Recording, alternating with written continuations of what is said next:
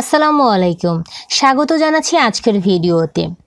আমরা যখন কোনো ফাইল বা ফোল্ডার বা কোনো কিছু আমরা ডিলিট করতে যাই, দেখা যায় তার উপরে আমরা এটা ক্লিক করি, রাইট বাটন ক্লিক করি, করে আমরা ডিলিট করে দেই বা সেটা আমাদের চলে যায়, ডিলিট হয়ে যায়।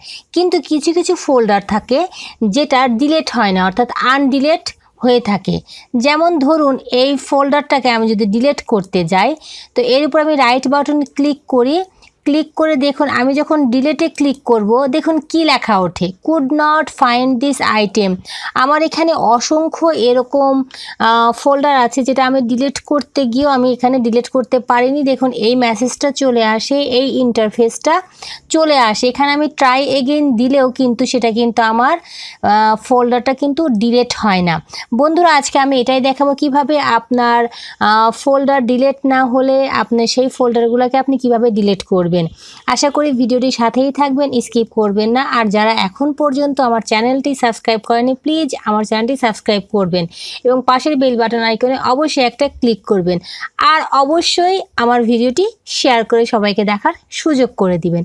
তো দেখুন আমি একটা ফোল্ডার আপনাদেরকে ডিলিট করে দেখালাম। এখন এই ফোল্ডারটা দেখুন আমার এখানে খুব ঝামেলা করতেছে, যে দেখেন এখানে এরকম কিন্তু অনেকগুলো আমার ফোল্ডার জমা হয়ে গেছে, যেগুলো আমি চাইলেও এই ফোল্ডারগুলোকে আমি ডিলিট করতে পারছি না। দেখুন এখানে সেপ্টেম্বর মাসে 7 তারিখ থেকে আমি এটাকে ক্রিয়েট করেছিলাম। এখান থেকে আমি সরিয়ে নিয়ে অন্য জায়গায় নিয়ে গিয়েছি, কিন্তু দেখুন যখন আমি এটা ডিলিট করতে গিয়েছি could not find this item লেখা উঠেছে, তাই না? তো আমি এটাই দেখাবো যে কীভাবে আপনি এই আনডিলিট ফাইলগুলো ফোল্ডারগুলো আপনি ডিলিট করবেন।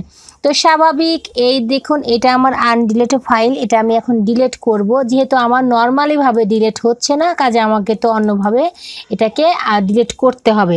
সেক্ষেত্রে আপনি এর উপর রাইট বাটন ক্লিক করবেন, করে দেখুন এখানে নিচের দিকে একটু স্ক্রল টেনে দেখুন এখানে আছে অ্যাড টু আর্কিভ আছে, সে অ্যাড টু আর্কিভে আপনি ক্লিক করবেন। দেখুন ক্লিক করলে এখানে আপনার আর্কিভ নেমটা তো চলে এসেছে। এইবার দেখুন এখানে আর্কিভ অপশনস দেয়া আছে, এখানে অনেকগুলো অপশন দেয়া আছে। এখানে দেখুন প্রথম অপশনটি আছে ডিলিট ফাইলস আফটার আর্কিভিং। এখানে আমি একটা টিক চিহ্ন দিব, দিলে এটাকে আমি ওকে করব। দেখুন আমার কিন্তু ফাইলটা কিন্তু ডিলিট হয়ে গেছে, অর্থাৎ ফাইলটা কিন্তু আমার আর্কিভ হয়ে গেছে। তো এখন আমি এটাকে আবার ডিলিট করব। এখানে ক্লিক করে দেখুন আমি এটাকে কি করব, আমি এখন নর্মাল এটাকে আমি ডিলিট করে দিব। বাস আমার এটা হয়ে গেছে। আমি আবার দেখাচ্ছি, দেখুন এই ফোল্ডারটা আমার ডিলিট হয়নি, এটাকে নর্মালি ডিলিট হয়নি। তো এটার উপর আমি রাইট বাটন ক্লিক করে এটার উপর আমি অ্যাড টু আর্কিভ করব, অর্থাৎ ফাইলটাকে আমি আর্কিভ করে নিব।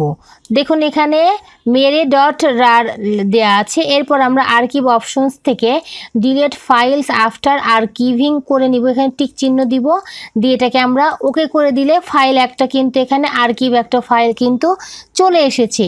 এইবার আপনি নর্মালি এইটাকে আবার আপনি ডিলিট করে দিলে ডিলিট হয়ে যাবে। আমি শেষটা আবার দেখাচ্ছি, দুইটা দেখিয়েছি, আবার একটু ভালো করে দেখুন। যদি আপনার নর্মালি ডিলিট না হয়, দেখুন এরকম মেসেজ আসে, তাহলে আপনি যেটা করবেন এর উপর আপনি রাইট বাটন ক্লিক করবেন, করার পরে দেখুন এখানে যে দেয়া আছে, এখানে একটু স্ক্রল টেনে দেখুন নিচের দিকে আসলে অ্যাড টু আর্কিভ আছে, এই অ্যাড টু আর্কিভে আপনারা ক্লিক করবেন। ক্লিক করার পর এখানে ডিলিট ফাইলস আফটার আর্কিভিং, অর্থাৎ আপনার ফাইলসটা আর্কিভিং করার পরেই কিন্তু আপনার ডিলিট হবে। আপনার আর্কিভিং না করার পরে কিন্তু আপনার এখানে ডিলিট হবে না। না করলে আপনি যতক্ষণ না পর্যন্ত আর্কিভিং করছেন না, ততক্ষণ পর্যন্ত আপনার এই ফোল্ডারটা ডিলিট হচ্ছে না। সেক্ষেত্রে আপনি এখানে এটা ক্লিক করবেন, ক্লিক করার পর এটাকে আপনার ওকে দিবেন, বাস ডিলিট হয়ে গেল। এবার যে আর্কিভ ফাইলটা আছে নর্মালিভাবে এটাকে আপনি ডিলিট করে দিলেই ডিলিট হয়ে যাবে।